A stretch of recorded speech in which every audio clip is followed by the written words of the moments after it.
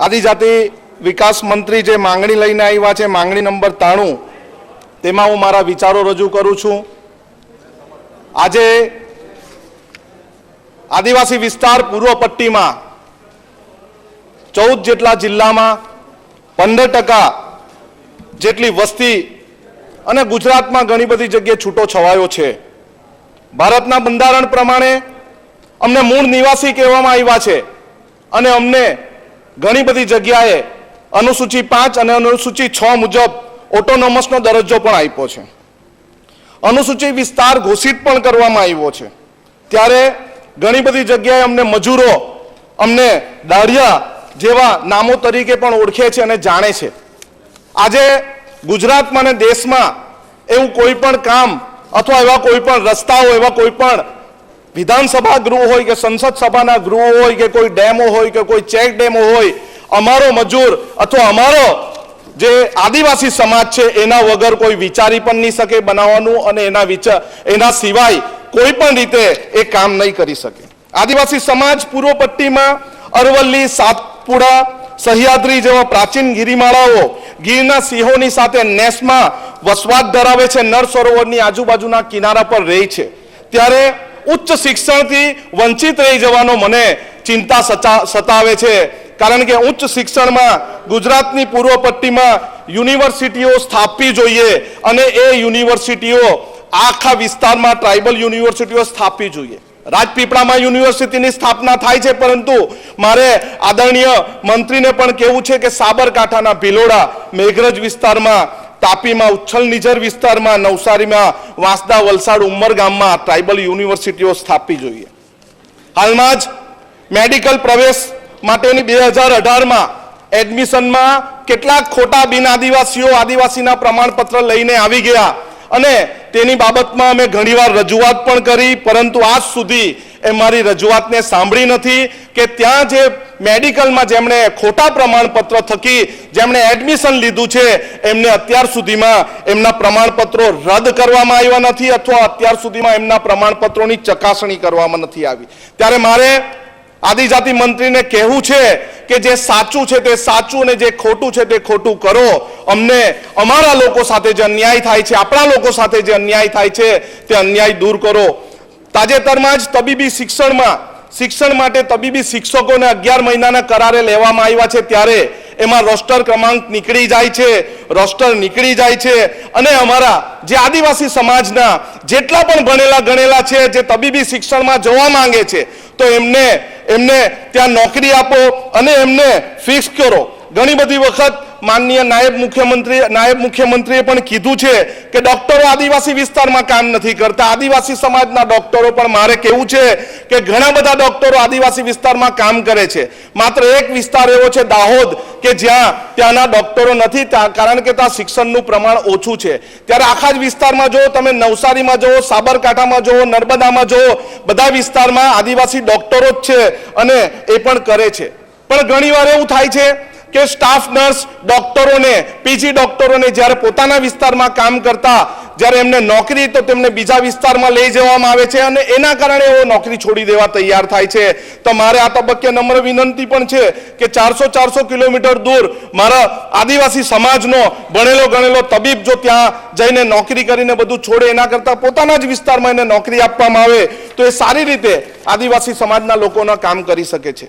જાતિના પ્રમાણપત્રોની વાત કરીએ ત્યારે સાહેબ એટલું બધું આંદોલનો કરવામાં આવ્યું, લગભગ 22-24 દિવસ આંદોલન કર્યું, પરંતુ આંદોલનમાં જે પણ આદિવાસી પ્રમાણપત્રોની ખરાઈ કરવાની હતી તે ખરાઈ અત્યાર સુધી થઈ નથી। મને એવું લાગે છે કે ઝોન વાઇઝ જે કાયદો બનાવ્યો, બહુ સરસ બનાવ્યો કાયદો, પરંતુ ઝોન વાઇઝ જે વિશ્લેષણ સમિતિ બનાવવી જોઈએ, ઝોન વાઇઝ એને કાયદાને અમલવારી કરવા માટેની આપણે તક ચૂકી ગયા છે અથવા એમાં વિલંબ થાય છે। ત્યારે મારે આ તબક્કે માનનીય મંત્રીશ્રીને કહેવું છે કે એમાં થોડી ઉતાવળ રાખો, જેના થકી આપણા આદિવાસી સમાજને અન્યાય ન થાય। રોસ્ટરની વાત કરીએ, આદિવાસી સમાજનું જિલ્લા કક્ષાનું રોસ્ટર પણ EWS ને કારણે એસટી અનામત પોઈન્ટ પાછળ થાય છે અને જેને કારણે એસટી સીટો ઓછી થઈ ગઈ છે અને મારા નવા મિત્રોને, મારા આદિવાસી સમાજના યુવાનોને નોકરી મેળવવામાં વિલંબ થાય છે અને એના કારણે નોકરી મળતી નથી। મારે આ તબક્કે એ પણ કહેવું છે કે અમારે આદિવાસી અસ્મિતાની વાતો કરીએ છીએ ત્યારે આદિવાસી વિસ્તારમાં આદિવાસીની સંસ્કૃતિ સાથે રહીએ છીએ તેવી જ રીતે 13(3) ક ભારતના બંધારણ મુજબ અમે આદિવાસી સંસ્કૃતિ રૂઢિપ્રથા ગ્રામ સભાઓ રૂઢિપ્રથા ગામના લોકો સાથે રહીએ છીએ, વાજિંત્રોની હરીફાઈ રાખીએ છીએ અને અમારી બોલીને પરંપરાગત રીતિ રિવાજો મુજબ અમારા દેવોની પરંપરા મુજબ પ્રકૃતિની પૂજા કરીને રહીએ છીએ ત્યારે પણ અમને કનડત કરવામાં આવે. અમે જો ખોટા હોય તો અમને તમે જણાવો કે રૂઢિપ્રથા ગ્રામ સભા મુજબ 13(3) ક મુજબ તમે નથી કરી શકતા, પરંતુ અમે જ્યારે કરવા જતા હોય છે પરંપરા મુજબ પૂજા કરવા જતા હોય છે, અમારા વાજિંત્રો લઈને જતા હોય, અમારી વાનગીઓ લઈને જતા હોય છે ત્યારે અમને કનડત કરવામાં આવે છે. અમારા પહેલા જ ત્યાં ઘણી બધી મોટી સંખ્યામાં પોલીસો પહોંચી જાય છે ત્યારે મારે આ તબક્કે એ પણ કહેવું છે કે જો અમે ખોટા હોય તો અમને તમે કહેવો અમે ખોટા છે, પણ જો સાચા હોય તો અમને અમારી રીતે અમારી સંસ્કૃતિ સાથે રહેવા દો.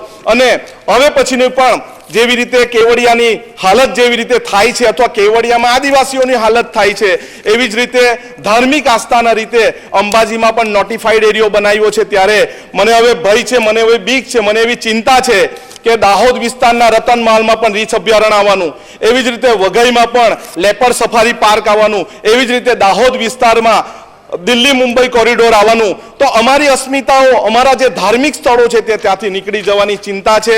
અમારા વિસ્તારની જળ જંગલ જમીન સાચવવાનું કામ પણ અમારા આદિજાતિ મંત્રીનું છે, આપણા સૌનું છે. ત્યારે મારે આ તબક્કે એમને પણ વિનંતી કરવી છે કે અમારી આસ્થાને કોઈ ઠેસ ન પહોંચે, અમારી સંસ્કૃતિને કોઈ ઠેસ ન પહોંચે એવું અમારી સાથે કામ કરો. બીજું, મારા મિત્ર અત્યારે જે રીતે ઉચ્ચ શિક્ષણની વાતો કરતા હતા ને કહેતા હતા તો મારે એમને કહેવું છે વાંસદા, ચીખલી, ગણદેવી અને નવસારી વિસ્તારમાં કોલેજના પ્રાધ્યાપકોની પૂરતી સંખ્યા નથી સાહેબ ઉચ્ચ શિક્ષણમાં, અને એની ચિંતા થાય છે. 168 ની જગ્યા હોય તેમાં 121 જગ્યાઓ ખાલી છે ત્યારે મારો આદિવાસી સમાજનો યુવાન કેવી રીતે ઉચ્ચ શિક્ષણ મેળવશે અને કેવી રીતે ભણશે. અને જંગલ જમીનની વાત કરીએ તો મેં ગયા વખતે પણ સાહેબને રજૂઆત કરી હતી કે જે વાંસદા વિસ્તારના ગામો છે, સરા છે નેશનલ પાર્કની નજીકમાં, સરા, સાદરદેવી, વાટી, કાળાંબા, ખરજઈ, નાની વગઈ, મહુવાસ અને આંબાપાણી જેવા વિસ્તારમાં જંગલની જમીન પર કબજો છે. ત્યાંના આદિવાસી સમાજના લોકો ત્યાં ખેતી કરે છે, પરંતુ અવારનવાર એમને રંજાડવામાં આવે છે અથવા ઘણી બધી વખત ઘર્ષણો થાય છે. ત્યારે અમે જંગલ ખાતાના મિત્રો સાથે પણ ચર્ચા કરીએ છીએ, ઓફિસરો સાથે પણ કરીએ છીએ કે એની વાતનો નિકાલ લાવો. ઘણા બધા લોકોને ત્યાં ઘણી બધી દરખાસ્તો કરવા છતાં પણ અત્યાર સુધી એમને સનતો નથી આપવામાં આવી. એમને સનતો આપવા દેવો, એ નાનું કરીને ખાય છે, તેમાં એમને મદદરૂપ થાઓ તો પણ ઘણું સારું છે. મારે આ તબક્કે અંતમાં એ પણ કહેવું છે કે અત્યાર સુધી ત્યાં 93,000 કરોડની આદિજાતિ વિભાગને જે પૈસાની ફાળવણી, બજેટની ફાળવણી કરવામાં આવી છે, પરંતુ સાહેબ ચિંતા સાથે કહેવું છે કે એ ફાળવણી અમારા આદિજાતિ મંત્રીના હસ્તક આપો, કારણ કે એ ફાળવણી એમના હસ્તક નહીં આપવાને કારણે અમારા વિસ્તારના લગભગ મારા જ વિધાનસભા મતક્ષેત્રના વિસ્તારના 220 જેટલા કાચાથી ડામરના રસ્તાઓ બન્યા નથી. ઘણા બધા પુલ અને નાળા દુબાવ છે, જેને કારણે પાણી જ્યારથી પસાર થાય છે તો પાણી પસાર થવાને કારણે ઘણી વખત અકસ્માતો થાય છે, ઘણી વખત જાનહાનિ પણ થાય છે. અમારા વિસ્તારમાં શાળાઓની હાલત પણ એવી છે, જો એમને ગ્રાન્ટ આપવામાં આવે તો શાળાના ઓરડા પણ સારા બનશે, શિક્ષણ પણ સારું બનશે. અમારા વિસ્તારમાં ઘણા બધા નવા આદિવાસી સમાજના લોકોને પણ અંગ્રેજી શિક્ષણ ભણવાનો શોખ છે, પરંતુ અમારા વિસ્તારમાં અંગ્રેજીની જે શાળા હોવી જોઈએ તે શાળા નથી. અમારા વિસ્તારમાં જે આદિજાતિની ગ્રાન્ટ છે તે ડાયવર્ટ ન થાય અને આદિજાતિ મંત્રીને આપવામાં આવે તો અમે ખરેખર અમે પણ એ આદિવાસી સમાજને ક્યાં પ્રોબ્લેમ છે, મુશ્કેલી છે, જાણે છે આદિજાતિ મંત્રી, તો એ મુશ્કેલીનું નિવારણ કરી શકે. અને વધુમાં નહીં કહેતા, જ્યારે જંગલ જમીન અને પાણીની વાત આવે છે ત્યારે આદિવાસી વિસ્તાર સાથે સાહેબ અન્યાય થાય છે. અમારા આદિવાસી વિસ્તાર સાથે અન્યાય થાય છે એટલે કોઈક ને કોઈક રીતે અમારી જમીનો લૂંટી લેવાની વાત થાય છે, કોઈક ને કોઈક રીતે અમારું જંગલો લઈ લેવાની વાત થાય છે. પાણીના ડેમો અમારા વિસ્તારમાં બને છે, સ્થળાંતર અમારા આદિવાસી સમાજના લોકો કરે છે, પરંતુ પાણી માત્ર ને માત્ર જોવાનું મળે છે, પાણી વાપરવાનું મળતું નથી, સિંચાઈનું પાણી મળતું નથી. પીવાના પાણી માટે પણ અમારા બોર્ડર વિલેજમાં વાંગણ છે, માનકુનિયા છે, કણધા છે એવા વિસ્તારોમાં પીવાના પાણીની હોડી પછીની હાલત ખરાબ થાય છે. આદિજાતિ મંત્રીને મારે કહેવું છે કે અમારી જળ જંગલ જમીન અમારે રહેવા દો. આપણે બધા જ જંગલની નજીક અને જંગલને સાચવનારા છે, ત્યારે જો જંગલની બહાર અમને કાઢવામાં આવશે, એ વિસ્તારથી અમને જો દૂર કરવામાં આવશે. અમારી સંસ્કૃતિઓ, અમારા દેવ દેવીઓ, અમારી પ્રકૃતિ પૂંજાઓ એ અમારું ખતમ થઈ જશે એવી અમને ચિંતા છે. આદિજાતિ મંત્રી, આપનું પ્રવચન પૂરું થાય છે.